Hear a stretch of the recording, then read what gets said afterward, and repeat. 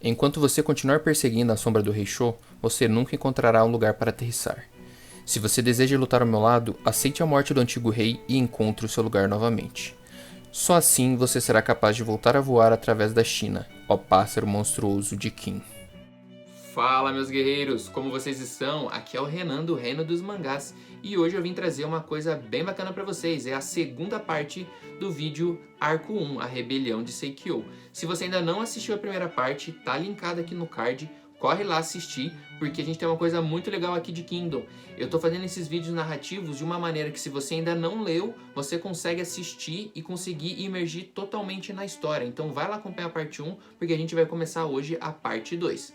Se você ainda não é inscrito no canal, se inscreva aqui, ativa o sininho para ficar por dentro, porque a gente fala de Kingdom, fala de outros mangás, fala de novidades. Então, vamos lá depois da vinheta para a segunda parte.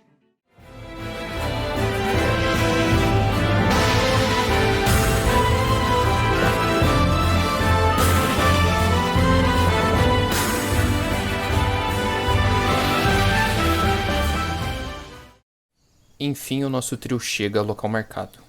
Uma casa muito bonita, mas que não tinha ninguém os esperando. Dentro, eles encontram um local bonito e muito bem cuidado, inclusive com a despensa carregada. Mas quem poderia manter um local que se dizia abandonado por 400 anos? Shin indaga Sei a respeito, então o jovem rei conta que a construção foi obra do Duque Mu, antigo governante de Qin. O único a conquistar o coração dos povos das montanhas e conseguir uma aliança entre eles. Só que o povo de Qin sempre nutria um preconceito contra eles, e o respeito mútuo ficava apenas entre o duque e o povo. E isso não foi o suficiente para manter a aliança, pois após a sua morte, o local havia sido esquecido na história até então. Mas pelo que eles estavam vendo, para o povo da montanha, o local ainda era sagrado. As horas se passam, Ten colhia frutos nos fundos, quando é surpreendido com Shin arremessando sua bainha em sua direção. Assustado, o pequeno Ten percebe que aquilo havia salvado a sua vida, pois Muta o caçador havia os encontrado. Muta encara Shin, percebendo que foi ele que matou Jokan, o assassino. E depois de um rápido diálogo, Muta explica que não usará sua Zarabatana, arma que atira dados venenosos. E então a luta recomeça. Shin se prepara para o ataque, mas Muta é mais rápido, o atingindo. A batalha começa equilibrada, com golpes rápidos sendo desferidos. Sei a essa altura já observava a luta acontecendo. Shin começava a ser pressionado, mas palavras de apoio de Sei fazem deixar suas dúvidas de lado, partindo para o contra-ataque. Sua melhor característica até então. A batalha prossegue. Com muitos golpes trocados, Shin vai ficando mais rápido e começa a pressionar, até que ele consegue desferir um golpe fatal que derruba Muta. Derrotado, Muta tenta como sua última chance sacar sua Zarabatana para derrubar Sei. Só que nesse momento ele é surpreendido com a chegada de Shobukun, que chega logo desferindo um grande golpe derrubando o caçador. Shobukun, após isso, já se ajoelha em lágrimas, pedindo perdão pelo rei, pois seu plano havia fracassado e vários soldados haviam perdido suas vidas. Inclusive, ele havia colocado o rei em perigo. Sei diz que o importante é que todos estão vivos, e depois de reunidos, Shobukun explica. O plano falhou por causa da interferência de Oki, e durante o confronto caiu de um penhasco. Heki, um dos seus soldados, conta que Ryo liderou os homens bravamente durante a fuga, instigando a moral deles, reacendendo a chama. Chama essa que eles haviam perdido quando Shobukun caiu do penhasco. Infelizmente, todos sabemos que no fim, Ryo não sobreviveu. Mas lembrando do sonho que Shin e Ryo tinha, Shin pede que Sei lhe dê uma casa, para que ele possa entrar no exército, já que como servo ele não poderia fazer parte. Sei aceita, e o sonho de Shin finalmente poderia começar. Se eles conseguissem voltar, é claro, pois eles ainda se encontravam numa situação muito perigosa. Durante a conversa na casa, fica claro para todos que o chanceler Ryufui não viria em apoio a Sei, pois ele pretendia dominar a capital caso Sei morresse, e Seikyo assumisse. Óbvio, isso era uma coisa visando o poder. Então eles entendiam que estavam sem aliados e com poucos soldados. Qual era a sua esperança? O povo da montanha, seus antigos aliados de séculos atrás. Eles partem então na direção do castelo do Rei da Montanha. Seguindo antigas informações, eles vão se aventurando através de um possível aliado. Soldados cansados e feridos vão ficando para trás, pois o trajeto não é nada fácil. Mata densa, escaladas. Feridos e com armaduras, isso dificulta muito para os soldados. Mas quem conseguia não podia diminuir o ritmo, até que eles, de repente, são cercados. Justamente por eles, o povo da montanha. De corpos fortes e máscaras assustadoras, os guerreiros da montanha se apresentam, dizendo que os soldados de Qin estavam em suas terras, e que a partir dali apenas o rei de Qin poderia prosseguir, o resto deveria voltar imediatamente. Shobukun e Shin discordam, e quando um guerreiro da montanha se aproxima, Shin o arremessa longe, e aí o clima esquenta. Quando todos se preparavam para um iminente combate, Sei interfere, acatando prosseguir com eles, pedindo então que seus soldados retornem. Shin retorna, só que depois que eles partem, ele vai atrás do rei. O pequeno Ten e o soldado Hek vão atrás de Shin também, justamente para tentarem proteger o rei. Mas nem meio-dia depois, eles são capturados. Ao chegarem ao povoado das montanhas, eles são surpreendidos com a tamanha exuberância do local. Uma incrível cidade nas montanhas que com certeza lembram o mosteiro Xuankong, na província de Shaanxi. Lá, eles são presos e horas depois, alguns guerreiros vão até o local atormentá-los e possivelmente matá-los. Mas eles são inacreditavelmente salvos por Taijifu, o guerreiro que Shin havia arremessado anteriormente. E enquanto isso, Eisei estava agora no salão do Rei das Montanhas, o Otanwa. Lá eles conversam. O Otanwa não pretendia ajudar Sei, e sim julgá-lo pelos crimes que o povo das planícies fez ao povo das montanhas. E o resultado seria a morte do rei, em troca dos crimes passados. Sei argumenta que isso não mudará nada nem consertará o passado, e que a solução é acabar com as barreiras visíveis e invisíveis que existem. E pela primeira vez, vemos Sei falando claramente da sua ideia de unificação. Acabar com as guerras que ocorreram nos últimos 500 anos, unindo todos os povos da China, pelo bem ou pela guerra, e ser o primeiro rei a unificar todo o território. As coisas ainda não caminhavam bem. Os anciões chegam ao salão pedindo a cabeça do rei de Qin, almejando a vingança pelo passado. Shin, Ten e Hek foram trazidos nesse momento para serem executados, só que Shin já havia conseguido se desamarrar e consegue então atacar um dos guerreiros. A partir disso, ele faz um discurso simples, mas finaliza dizendo para deixar o ódio de lado e tentar transformar o sonho dos mortos em realidade. Sei reforça seu desejo de unificação e da importância da aliança. E então, retirando sua máscara, vemos a beleza de Otanwa que convoca todos os exércitos, pois partirão para Kanyou, retomar o trono de Qin. Com a aliança formada, todos agora desciam as montanhas, montando cavalos. Inclusive Shin, desajeitado montando pela primeira vez. Já na capital, o príncipe Seikyo se revoltava por ainda não terem matado Eisei, mal sabendo que teriam companhia em breve. Voltando às montanhas, lá no pé, os soldados de Shobukun chegavam ao local de encontro, aumentando mais os seus números, e em seguida eles ouvem um tremor. Era Shin, Sei e o povo da montanha, e então todos estavam reunidos em volta da casa do antigo Duke Mu. Em uma reunião, eles traçam o plano de ataque. Era invadir Kanyou com seus 3.000 homens, mesmo sabendo que Ketsu já havia movido 80.000 homens pensando na futura batalha contra Ryufui, que possuía mais de 200.000. O plano era todos se passarem por guerreiros das montanhas e propor uma falsa aliança. Quando eles chegam lá, o plano aparentemente dá certo. O chanceler Ketsu autoriza a entrada, porém apenas de 50 guerreiros. Sendo assim, eles escolhem seus 50 melhores homens e entram, dando sequência ao plano.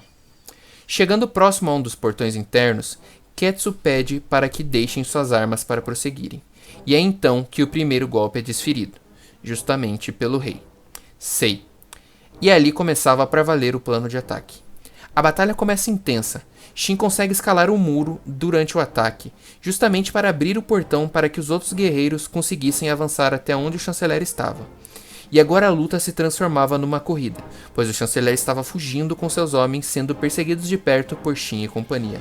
Até que eles se deparam com uma armada liderada por Shi, que os esperava, dando uma saraivada de flechas. Shi estava desconfiado, por isso estava já preparado. As forças estavam niveladas. Sei se apresenta e vai para o confronto, enquanto Shin com alguns homens vão pela lateral através de uma passagem secreta tentando buscar a cabeça de Seikyo. Wotan e seus guerreiros mostram sua superioridade em batalha, massacrando os homens de Shi no melhor estilo Berserker, enquanto Shin e Heiki na passagem secreta encontram soldados escondidos. Lá, Tajifu, Bajou e Shin vão fazendo a maior parte do estrago. Só que do outro lado, o assassino Sage também derrota alguns guerreiros, equilibrando as coisas e o clima da passagem. Shin e Sage entram em um confronto, uma luta em que Shin começa a ser pressionado, correndo um grave risco de morte. Heiki interfere, atingindo Sage pelas costas, mas não foi profundo o suficiente, e Heiki é atingido na sequência, caindo no chão, aparentemente morto. Shin em fúria parte para cima de Sage, só que dessa vez só a fúria não é o suficiente, pois Sage continua atacando e ferindo Shin golpe a golpe. O nosso jovem Shin precisa de alguns golpes para entrar novamente no jogo, e consegue então revidar alguns golpes para equilibrar a luta, mostrando que realmente vem se tornando mais forte batalha a batalha.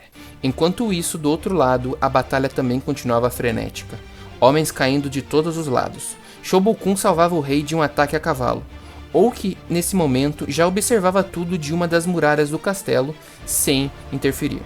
Dentro da passagem, a luta de Shin chegava ao ápice. Os dois feridos se preparavam para um golpe final, e num rápido ataque, os dois se atingem, mas só um cai. E esse alguém é Sage, que cai incrédulo em perder para apenas um garoto. Com a derrota de Sage, os últimos soldados de Ketsu morreram ou fugiram, então Shin e os outros partem, enfim, para o Palácio Real, em busca da cabeça de Seikyo. Lá dentro do palácio, o chanceler Ketsu avisava o príncipe do que estava acontecendo, enquanto Shin e os outros, já feridos, chegavam enfim ao salão, onde todos estavam. Lá, Shin fala com Seikyo, e os dois trocam provocações, até que eles são atacados de repente por Hankai, um gigante monstruoso comandado por Seikyo, que com apenas um golpe manda Shin para longe, fazendo nosso pequeno garoto desmaiar momentaneamente. Bajou e Taijifu partem para a luta contra a criatura. Em um combate bem equilibrado, mesmo em vantagem numérica, Bajou consegue assumir a batalha, mostrando seu lado selvagem que assombra o seu passado. Com incrível velocidade, ele começa a desferir inúmeros golpes cortando o Hank, que não consegue contra-atacar. Taijifu também entra no combate, e começam a dominar até vencer momentaneamente Hank. Só que ao ouvir ameaças de Seikyo, a fera se levanta novamente, ressurgindo, e derruba Taijifu. Shin nesse momento já estava recobrando seus sentidos, e provocando Seikyo, ele volta para o combate contra Hank. A pele espécie do monstro resistia aos golpes. Heiki, que estava gravemente ferido da luta contra Sage, tenta inspirar Shin com palavras, e então o garoto bola um plano. Pede para que os guerreiros das montanhas distraiam a fera por alguns segundos para que ele possa aplicar um golpe fatal. E dá certo.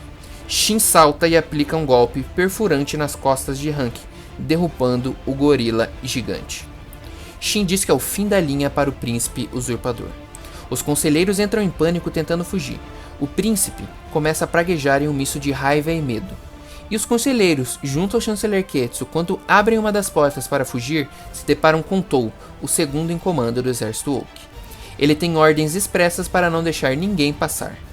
Então, com a correria, continua em direção a outra saída. O pequeno Ten consegue atingir Ketsu, que é cortado em seguida por Bajou. Era ali então o fim do chanceler que tanto conspirou, pois agora ele perdia sua cabeça. Com o pânico da morte de Ketsu, um dos conselheiros acerta o pequeno Ten. Bajou retalha o homem enquanto Shin fica paralisado vendo Ten ser atingido. Seikyo aproveita esse momento para fugir pela porta da frente, onde a outra batalha acontecia. Felizmente, Ten não tinha sido atingido por um golpe fatal e havia apenas desmaiado. Shin o deixa com Heiki e prossegue atrás de Seikyo, levando consigo a cabeça de Ketsu, que estava com Bajou. Seikyo chega em pânico, pedindo que Shi fizesse alguma coisa, contando que Ketsu havia sido morto. Shobokun percebe a presença de Seikyo em meio à batalha, e mais uma surpresa acontece. Nesse momento, o general Oki desce as muralhas com seus homens, e isso é o suficiente para o campo de batalha paralisar completamente. Gikou, o oficial a cavalo que enfrentava Shobokun, diz que Oki havia mentido para eles, e que levaria sua cabeça se ele não se explicasse. Só que essa conversa é interrompida por um corte seco que Oak aplica com sua glaive, repartindo em dois o corpo de Gekkou, mostrando a sua força descomunal. Após isso, o silêncio reinou. Ouvia-se apenas os passos de Oak em direção ao rei. E então ele diz: ele tem uma pergunta para o pequeno rei. Que tipo de rei ele almejava ser? E Eisei diz, sem pestanejar, que ele seria o único rei da China. Oak relembra que o único homem a almejar isso foi o deus da guerra, Rei Shou. E então Eisei diz que Oak deveria superar a morte do antigo rei para que pudesse lutar ao seu lado. Oak, em um momento de reflexão, se lembra das últimas conversas com o antigo Rei Shou, que deixava seu desejo de unificação para a posterioridade, e que Oak encontraria um novo rei com este mesmo desejo. Só que Oak duvidava disso, até este dia. Ouvindo as palavras de Sei e vendo seu olhar, ele percebe que o dia havia chegado. Mas diz iria se retirar do campo de batalha, mas em seu interior ele estava fervendo novamente, depois de anos prevendo que uma nova era estava surgindo. Nesse momento Shin chegava ao local. Seikyo, com medo, atravessa o exército e sem querer acaba ficando frente a frente com Issei. Os soldados perdiam toda a sua moral ao ver Bajou carregando a cabeça do chanceler. E então, sob o desespero, Seikyo ataca Sei, que facilmente desvia. E ele diz: Seikyo não merecia ser o rei de Qin, por toda a sujeira e arrogância que ele nutria, dizendo que ele não tinha ideia de quantas pessoas derramaram sangue por causa daquela rebelião. E dando uma lição em Seikyo, Sei começa a aplicar socos sem parar nele, para que sentisse toda a dor que as pessoas sentiram. Depois de alguns golpes, Seikyo totalmente acabado no chão, Eisei diz a todos que a batalha estava acabada. Todos deveriam se render e que ninguém seria punido. Assim, a rebelião estava acabada. Sei e Shin prosseguem até a cela do trono. Lá, Sei vê todo o estrago que havia ocorrido ali também. E enfim se senta em seu trono. À noite, houve comemoração. Entre bandagens e bebidas, todos festejavam o fim da rebelião. Mas era bom lembrar, aquilo era apenas o começo. O verdadeiro inimigo estava ainda para se aproximar. Era Ryu Fui, o chanceler de esquerda. E todos os homens ali seriam necessários para o que viria a seguir. No fim da noite, servo e rei se encontravam à luz da lua. Mas agora Shin não era mais um servo, pois ele havia recebido como recompensa a sua casa. E ele partiria na manhã seguinte e queria para o campo de batalha. Eisei diz que vai se fortalecer para enfrentar Ryu Fui e depois prosseguir com seu desejo de unificar a China. E para isso pede para que Shin o acompanhe, que continue ascendendo até ele e se torne um general. E assim finalizamos o arco da rebelião. Vem comigo que em breve teremos mais. Obrigados a todos que chegaram até aqui e até a próxima, guerreiros. Valeu!